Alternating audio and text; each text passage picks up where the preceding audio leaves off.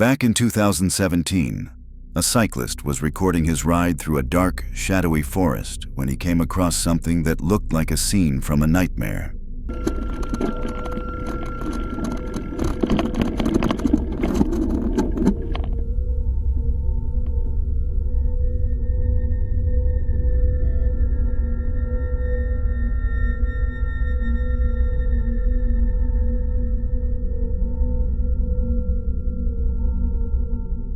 At first, he considered getting closer, thinking it was probably just a scarecrow or maybe an old abandoned doll. But the closer he approached, the more that uneasy feeling crept in. Something wasn't right. Not at all. In that moment, he turned around and pedaled away as fast as he could. After all, who in their right mind would stand perfectly still in the middle of the woods, dressed as a clown, staring off into the darkness? In March 2019, a 5-year-old girl from Fair Lawn, New Jersey, was playing with her friends near a creek in the wooded area behind her home, just off Route 208. This was a place the family knew well, as they had lived there for 13 years, and the girl's father, Dave Kuroda, along with his wife, felt completely safe letting their child play in those woods. But on that particular afternoon, the girl stumbled upon something unusual, a pile of clothing. She immediately ran back to tell her father what she had discovered.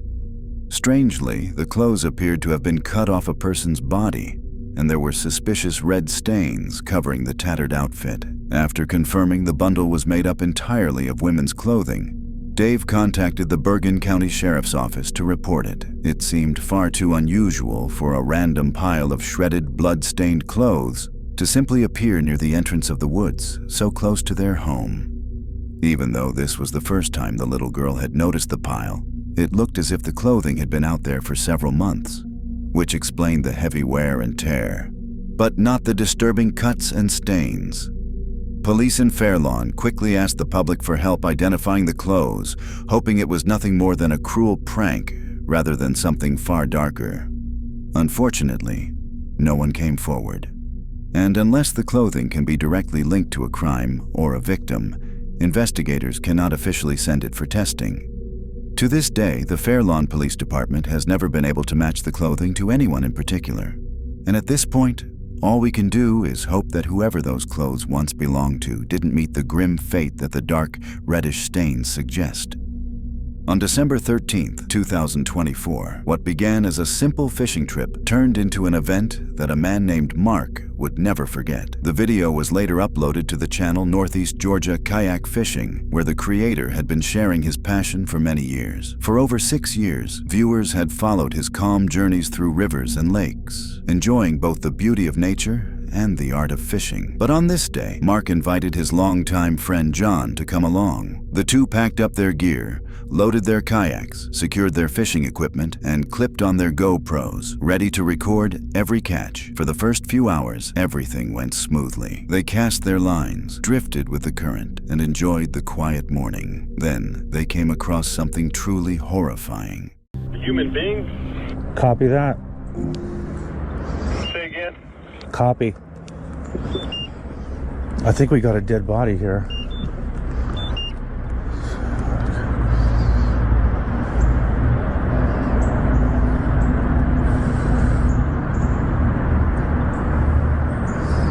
Yep, we do. A dead body. Oh my God, a dead body. I found a dead body. Oh my God, a dead body. I gotta call the police.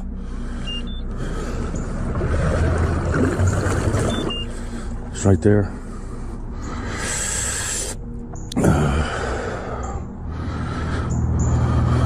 my God, a dead body. Call 911. I don't want to sit here and poke at it. 911.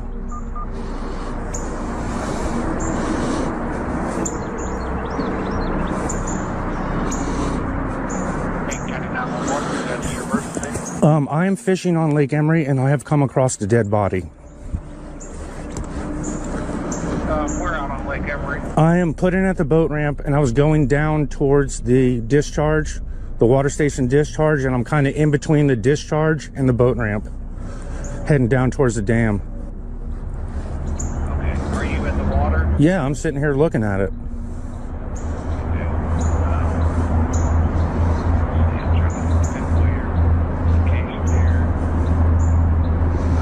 I mean, it could. I mean, it looks like a dead body. I mean, there's a hand sticking up. There's a rotted face. I don't know if it's some kind of stupid Halloween spooky thing, but I'm not touching it. So.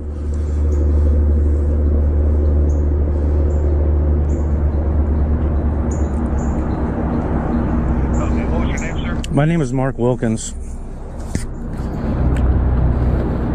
It looks like it's been here for 5051 or 5005, your phone number? yes, sir.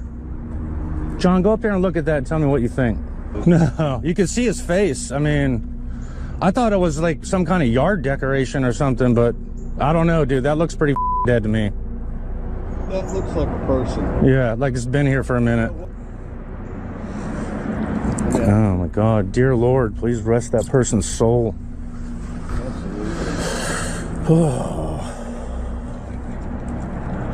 That's sad. I mean, I saw that hand sticking up and I was just like, is that some kind of Halloween, like, spooky yard thing that ended up in here? Right. Because it is small. Yeah, it is. But I looked at the face, dude. It's definitely a person. Hey, and there's shoes at the boat ramp, dude. There's just a pair of, like, little Crocs, not like a girl-sized Crocs just sitting there at the boat ramp. Weird. What's the report of a girl missing? Yeah, it was like a young, it's hard to tell by that face. It was like a young girl, but there's no way that would decay in that fast. I mean, I don't know how long they said she was missing in that little thing, but Yeah, this looks like it's been there for a minute. yeah. Guys, thank you. I'll call you if I need it. Okay. All right. Hey, don't forget to check that boat ramp, dude. Those little pairs of shoes. That's, We got somebody. oh, We got a deputy going down there now. that's creepy. Within minutes, police were called to the scene and confirmed Mark and John's worst fears. It was the body of a young girl whose life had ended far too soon. Nearby, a pair of shoes found at the dock were believed to belong to the victim. What had once been a peaceful lake was quickly transformed into a crime scene, cordoned off by authorities. Shaken but determined to help, Mark and John stayed to give their statements. Yet no one knew who the girl was or what exactly had happened to her. Back in the summer of 2014, a man named Chris was biking through the mountains near Fernie, British Columbia, when he suddenly noticed movement in the tall grass. At first, he thought it might be just an animal passing through, until he realized it was a mountain lion. That's when he quickly pulled out his camera and began recording. I don't know if you can see it, but there's a mountain lion. He's crouching in the grass. He's actually coming towards me. At first, it's difficult to spot exactly where the animal is, but as Chris moves toward the trail, you can see it slowly emerging from the grass, creeping closer. That is a mountain lion. And he's stalking me. Mountain lion sightings are rare, but they have been known to attack people under the right circumstances. And if you ever find one stalking you from the tall grass, moving closer with its eyes locked on you, you can be almost certain you're in danger. About 2 minutes into the recording, the lion begins to walk faster. That's when Chris makes a critical mistake. He turns his back and starts to run. When it comes to mountain lions, that's the one thing you're never supposed to do.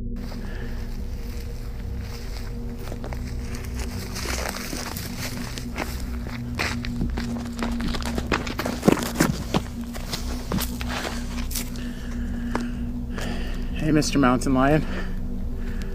How are you doing? Nice to see you. Nice to see you. I am much bigger than you.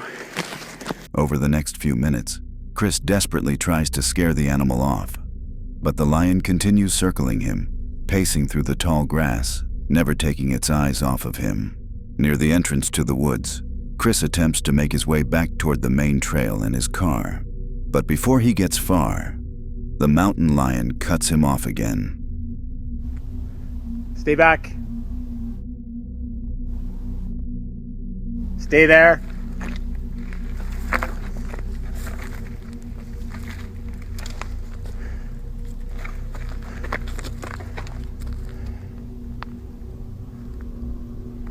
I'm not afraid of you. After several tense moments, the animal finally turns and disappears into the trees. Chris was extremely lucky, because the only reason he walked away unharmed is that the lion chose not to attack. If it had felt more threatened, the outcome could have been far more devastating. In the end, it was just a close call, but one that Chris will never forget.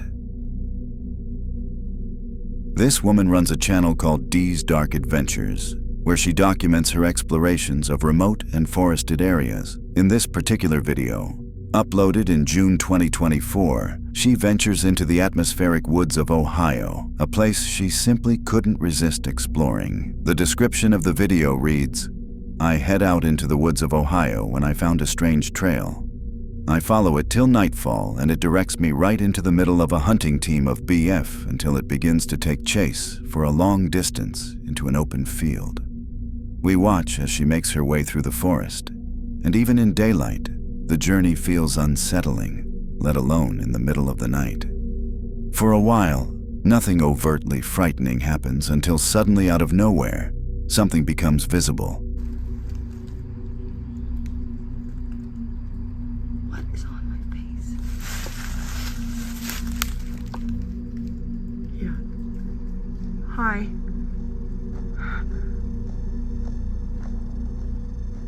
Hi.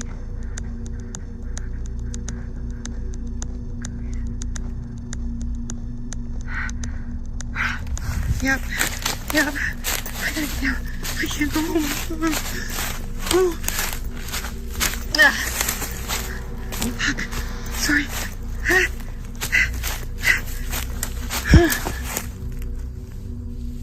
No! Stop! Stop! Stop! Please! Please! Please! Please!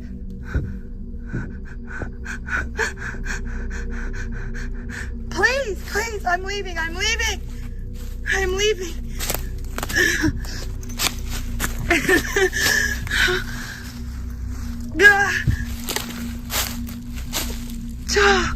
Where's my stuff?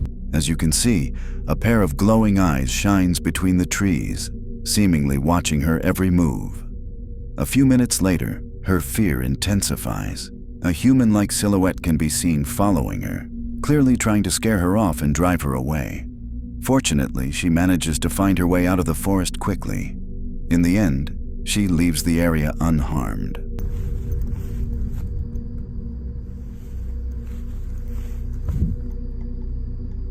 What is that?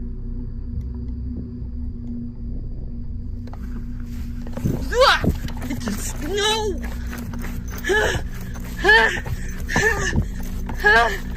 What the fuck is it? Dude, no! It looks like a person, man.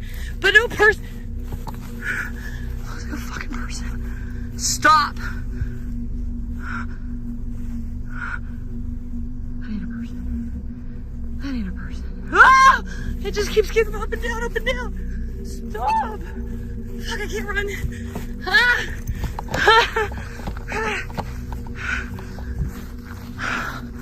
Somebody drive by, somebody drive by.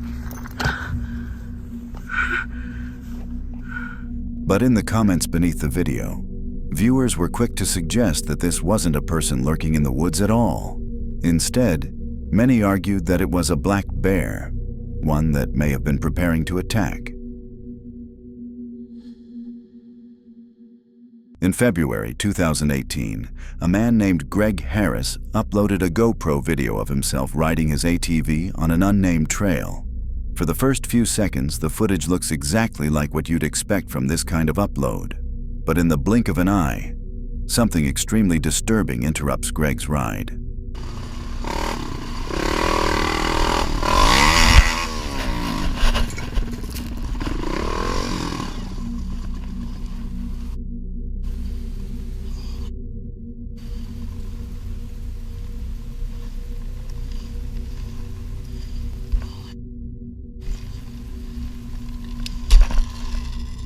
If you didn't notice it, someone had set up a metal wire stretched between two trees. It caught on Greg's helmet and forced him to stop instantly. It's chilling to think that if he hadn't been so lucky, the wire could have easily decapitated him. Fortunately, as Greg later explained in the video's description, his speed combined with the wire hitting his helmet instead of his neck caused it to snap as he passed through. As shocking as it may seem that anyone would set up something so dangerous, sadly, it's not unheard of in the dirt bike and ATV community. Sometimes, landowners set up these traps to keep bikers off their property. Other times, it's angry individuals who get annoyed by the noise and decide to resort to violence. And in some cases, it's people who are simply malicious and want to cause harm for no reason. In this case, it was impossible to determine who was responsible for the trap. But one thing is clear. Had the wire been set just a little bit lower, the outcome could have been fatal. Thankfully, Greg was able to walk away with only minimal injuries. He later shared the video as a warning to others, reminding riders to always stay alert, especially when passing through wooded trails. In September 2024, a YouTuber named Megan uploaded a disturbing video titled, "I Was Attacked in the Woods by a Man." On her channel, she usually shares her everyday life, posting travel vlogs and personal updates as she makes her way across the US. In this particular video, Megan had decided to take a solo camping trip in a forest in California. At the start, she explains that the purpose of the trip was to escape her stressful daily routine and find some peace in the beautiful California wilderness. The first few minutes show Megan catching her viewers up on her life, and at first glance, it really looks like she's completely alone in the woods. Nothing seems unusual, until suddenly she hears footsteps approaching. That's when something truly unsettling happens. The woods for like 4 hours and decompress. And then I go back home and then he acts like nothing happens. Like a true narcissist.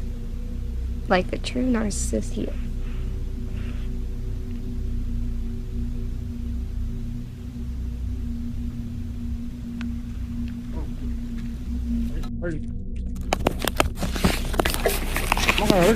Okay, well you scared me. Oh, thanks. Okay. Scared you didn't want to walk by and even scared Okay, I'm sorry. I'm a sweetheart. Don't worry. Okay, I'm You're sorry. probably more dangerous than me. You're probably more evil than me. Look at the dark hair you're saying. You're bomb. Little stoner.